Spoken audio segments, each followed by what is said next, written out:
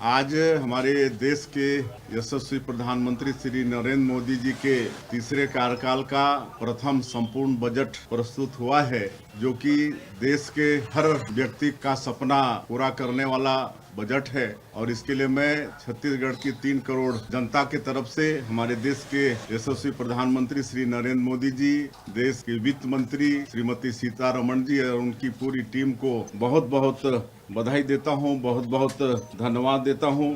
और इस तरह का बजट भारतीय जनता पार्टी की सरकार ही प्रस्तुत कर सकती है। और इस बजट ने मोदी जी के एक वचन को फिर से पूरा किया है। जैसे मोदी जी कहते हैं कि जिसे कोई नहीं पूछता उसे मोदी जी पूछते हैं, तो उनका ये कथन भी बिल्कुल सत्य होगा। इस बजट से इसमें मध्यम वर्ग को बहुत राहत दिया गया है।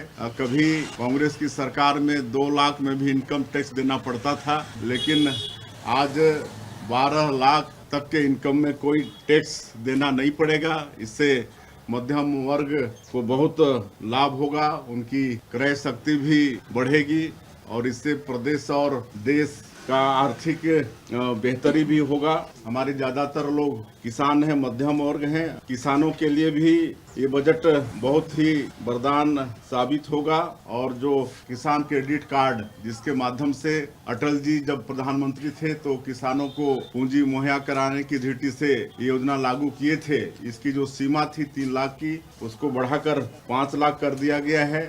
इससे हमारे छत्तीसगढ़ के लाखों किसानों को लाभ होगा। अब वो 5 लाख तक केसीसी के माध्यम से ऋण ले पाएंगे और अच्छे से खेती कर पाएंगे। और मत्स्य है, पशुपालन है, इसमें भी 5 लाख तक का उनको लोन मिलेगा, तो किसानों की स्थिति बहुत सुधरने वाली है। स्वास्थ्य के क्षेत्र में भी क्रांतिकारी घोषणा इस बजट में हुआ है। आजकल कैंसर जैसी बीमारी भी आम हो गई है, तो पूरे देश में 200 डे केयर सेंटर कैंसर के लिए खोले जाएंगे। इससे निश्चित रूप से कैंसर की बीमारी में रोकथाम होगा। उसी तरह से प्रदेश को मूल आधारभूत संरचना के लिए 1.5 लाख करोड़ रुपया केंद्र शासन के तरफ से मिलेगा। इससे हमारे छत्तीसगढ़ जैसे प्रदेश को बहुत लाभ होने वाला है। देखिए, वैसे भी रुपये का अवमूल्यन हो चुका है, 86 रुपया पार हो चुका है। तो यदि ये अंतर बढ़ाए हैं तो इससे कुछ फर्क पड़ने वाला नहीं है।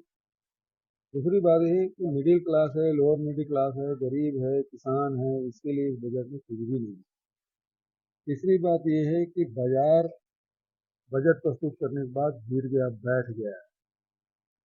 तो जो एफडीआई हो रहा था, वो वैसे भी जो फॉरेन निवेशक है वो पैसे पहले बाजार से निकाल रहे थे, अब और इससे दुष्प्रभाव पड़ेगा। तीसरी बात ये है कि इंफ्रास्ट्रक्चर के लिए कुछ नहीं है और जिससे लोगों को रोजगार मिले, तो रोजगार भी नहीं मिलना है, इंफ्रास्ट्रक्चर भी तैयार नहीं होना है, और दूसरा लोगों के बजट में कुछ भी नहीं है। जो कुछ भी कहा गया है वो अव्यवहारिक है। घाटा कम कैसे होगा इसके बारे में कुछ नहीं है, और जो कुछ भी बताया जा रहा है वो मुंगेरी लाल की हसीन सपनी है, इसके अलावा कुछ बिल्कुल वहन लग रहा है क्या आपको बजट है? लोक वहन बजट है क्या ये? बिल्कुल नहीं है। अव्यवहारिक बजट है जिससे न मिडिल क्लास करा रहा है।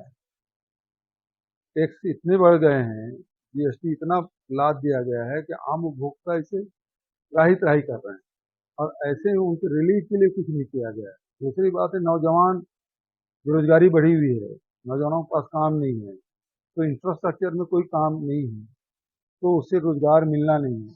और तीसरी तरफ यह है कि निवेशक को प्रोत्साहित करने के लिए भी कुछ नहीं है।